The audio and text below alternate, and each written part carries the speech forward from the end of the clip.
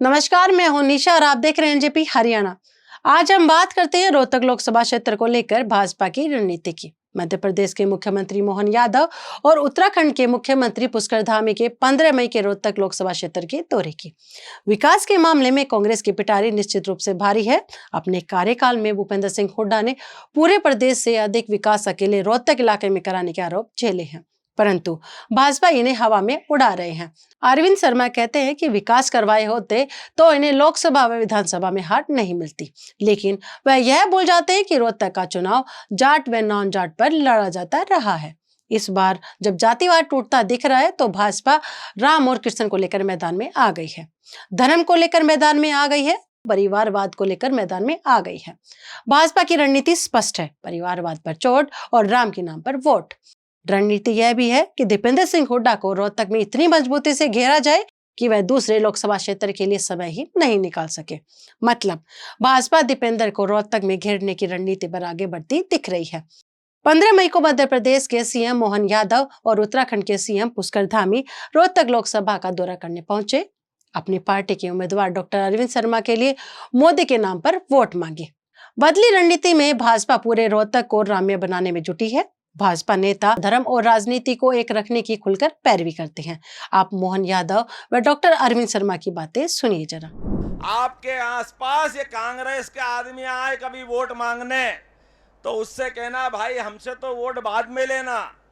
हमने दुनिया में सबको मालूम है, यहाँ किसी से भी शुरुआत होती तो राम राम करके शुरुआत होती है, हो तो कि नहीं होती है। अनजान आदमी से भी मिलो तो जयराम जी करते हैं। अरे हमारे तो रोम रोम में राम समाये हुए। 22 जनवरी को धूमधाम से भगवान का गर्भगृह में प्रवेश हो गया। बोला जय जय श्री राम। पूरा देश आनंद में डूबा। जो गए उनने वहां आनंद मनाए, जो नहीं गए वो घर के आगे दीपक जला रहे थे, मिठाई बांट रहे थे, आनंद में डूबे। लेकिन किसी के छाती पे सांप लौट रहा था, वो कांग्रेस वाले थे जिनको ये सुहाया नहीं। भगवान राम ने किसका क्या बिगाड़ा, लेकिन ये कह रहे हम नहीं मानते। और जब अब बन गया मंदिर तो आपसे छिपे छिपे कहते हाँ हमारे भी राम, हमारे भी राम, हमारे भी राम। आओ बेटा तुम्हारे राम। अरे तुमने तो हरामीपन करा था, तुमने कहा राम को याद करा था। जनता तुम्हारा हिसाब चूकता करेगी। आए प्रत्याशी, उससे कहना भाई वोट तो बाद में, तू अयोध्या में गया था, तेरा फोटो लाके बता दे, तेरे को वोट दे देंगे, हम सारे पाप माफ कर देंगे।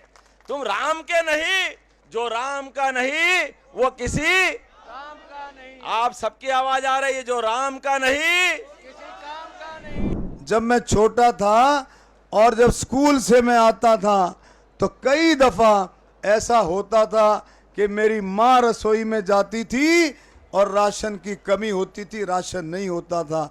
तो कितनी गरीबी मोदी जी ने देखी। तो मेरे बुजुर्गों साथियों, यही बात मैं कहता हूं कि आज अगर गरीब का सच्चा हमदर्द है तो वो नरेंद्र मोदी है। नरेंद्र मोदी है क्यों? कि मोदी जी ने गरीब आदमी की सेवा, गरीब परिवारों की सेवा वही कर सकता है जिसने गरीबी देखी हो, जिसने गरीबी देखी हो, और वो है प्रधानमंत्री नरेंद्र मोदी। मैं एक मिनट में अपनी बात को समाप्त करूंगा।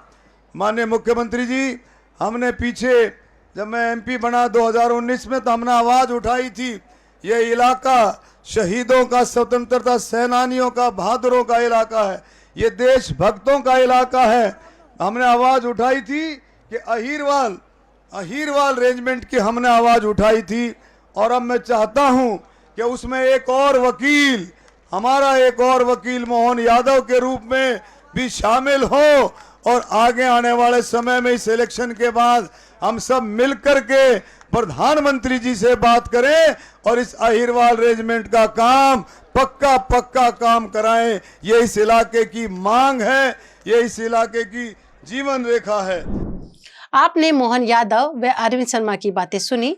पुष्कर धामी में जहां रोहतक में परिवारवाद का मुद्दा उठाकर दीपेंद्र हुड्डा को घेरा, वहीं कोसली क्षेत्र के यादव बहुल बेडली गांव में मोहन यादव ने जातिगत कार्ड के साथ धर्म चर्चा का सहारा लिया। उनका भाषण एक आध्यात्मिक नेता की तरह रहा।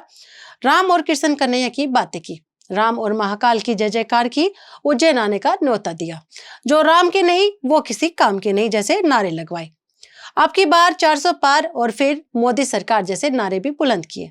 डॉक्टर मोहन यादव ने कहा कि कांग्रेस के शासनकाल में देश पिछड़ा हुआ था। मोदी सरकार में देश ने विकास के मामले में गति पकड़ी। 140 करोड़ देशवासियों की आस्था को ध्यान में रखते हुए प्रधानमंत्री नरेंद्र मोदी ने अपने वादे के अनुसार राम मंदिर की स्थापना करके पूरे विश्व में लोगों को भगवान राम की आस्था में जोड़कर एकता के सूत्र में देश को पिरोने का कार्य किया है।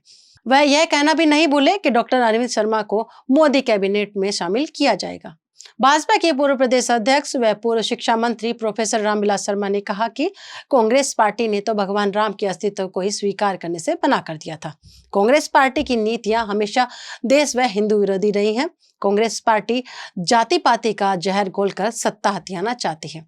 शर्मा ने कहा कि कांग्रेस में हमेशा परिवारवाद हावी रहा है। कोसली के विधायक लक्ष्मण यादव, पूर्व मंत्री विक्रम यादव, वरिष्ठ भाजपा नेता वीर कुमार यादव, पर्यटन निगम के चेयरमैन अरविंद यादव व भाजपा के रेवाड़ी जिला अध्यक्ष प्रीतम चौहान ने भी वरिष्ठ नेताओं का संदेश लोगों तक पहुंचाया। एक बार आंधी के कारण मोहन यादव की जनसभा का टेंट उखड़ गया था, लेकिन समय रहते संभाल लिया।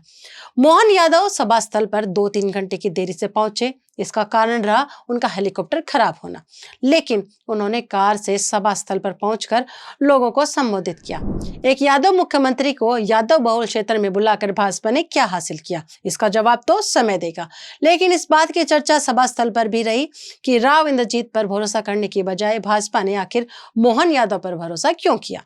यह सवाल अभी अनुत्तरित है कि भाजपा गुड़गांव से उम्मीदवार व केंद्रीय मंत्री राव इंद्रजीत को कोसली व रोहतक लोकसभा के अन्य विधानसभा क्षेत्रों में बुलाएगी या नहीं। सूत्रों का कहना है कि जल्दी ही भाजपा की ओर से राव इंद्रजीत को रोहतक लोकसभा में प्रचार करने के लिए भेजा जाएगा। हम इसे अभी अटकलबाजी मानकर आधिकारिक कार्यक्रम का इंतजार करते हैं। इसी के साथ ही हमारी वीडियो आपको अच्छी लगती है तो लाइक करें, शेयर करें, सब्सक्राइब करें और कमेंट करना न भूलें। धन्यवाद।